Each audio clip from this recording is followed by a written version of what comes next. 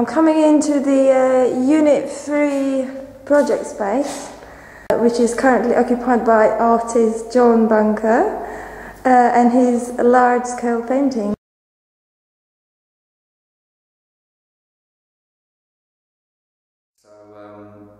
Really, I just wanted to do something very quick and very big after just finishing or just putting up an exhibition of working on small scale pieces.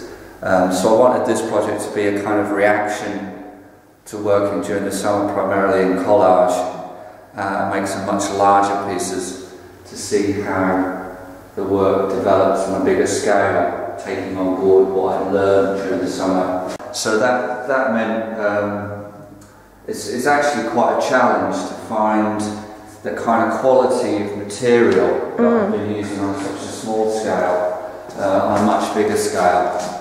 And for this project as well, I wanted to work in a lot more of a painterly fashion, but use aspects of, I don't know, gestural abstraction as well, and kind of bring those different things together. Many and varied inspirations, really. I guess really the primary influence would be first generation abstract expressionism rather than post-painterly approaches. But taking that on board also, obviously, you know, we're in a different time, a different place, and I've had to kind of work or push my practice through the hoops of argument with conceptual practice. So following on from that, when I say first generation abstract expressionism, I'm also obviously very interested in artists who have kept painting at the centre of their practice throughout the 70s and 80s, 60s, 70s, 80s, and have kind of kept painting central to their concerns. And that's given me a huge amount of inspiration in that process.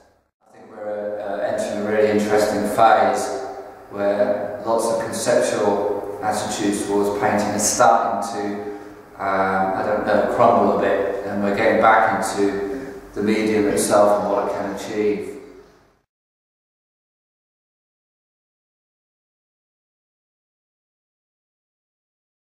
No, it's just a BA Honours in Art and Social Context, which was at Dartmouth College of Arts in Devon.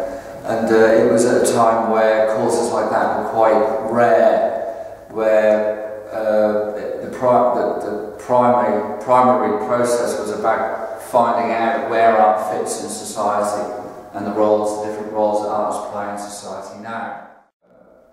I'd say that painting became one of the first areas of severe criticism, if you see what I mean, within the course that I was on. We were asked to question and to think long and hard exactly what we thought painting could or should be.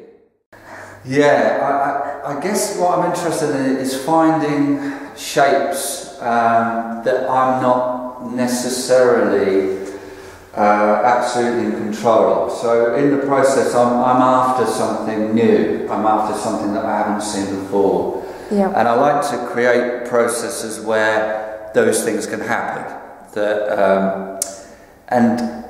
This happens in lots of different ways. I mean, I use a lot of paper because obviously paper is the perfect medium for tearing.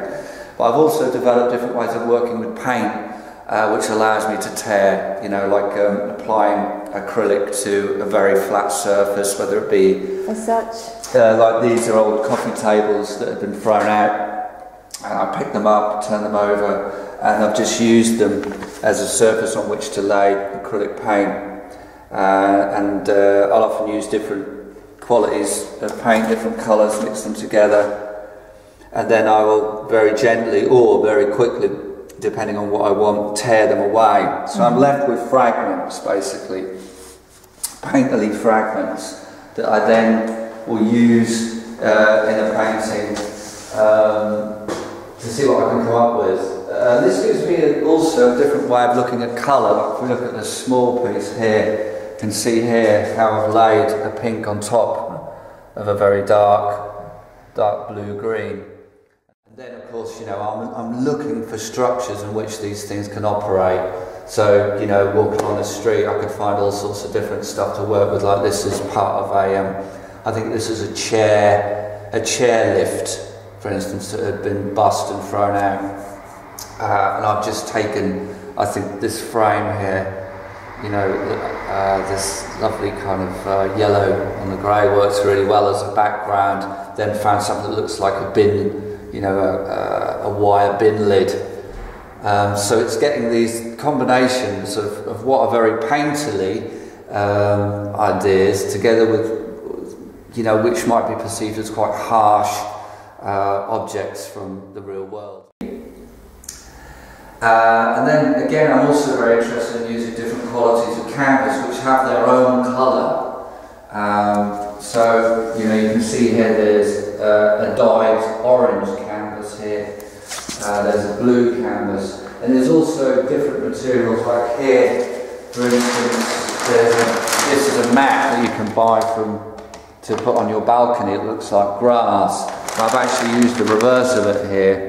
And this gives me a ground, an unconventional ground and an unconventional colour to work off and with. And often I'm trying to play with maybe 3 or 4 different textures as well as the colour. With vital signs, it was a very specific project I want to work on because my work primarily doesn't work with a stretcher frame like this. Which the canvas is stretched over.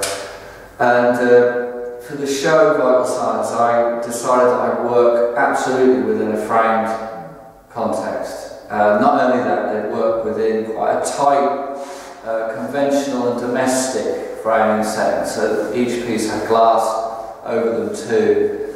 And the frames would be a real mixture of quite high-end frames, fine art frames, and then frames that you would find in any household of your favourite prints or a picture of your daughter or whatever on the wall. And I decided to use those frames as the basis for each piece of work. Like this, for instance, here, I'd start working with the mounting board, possibly, that would be in a frame. So I'd then cut the mounting board up and start rearranging within the frame.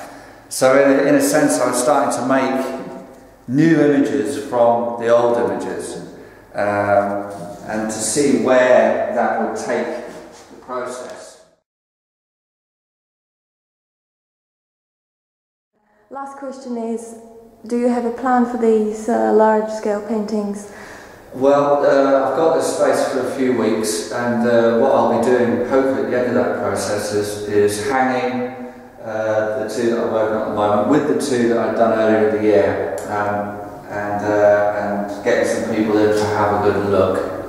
Basically, hopefully, probably be early January when I do that. And also, there's a show that I'm curating with Frank Bowling, OBERA, and an artist called Scott O'Rourke, which will be happening at the Standpoint Gallery in January.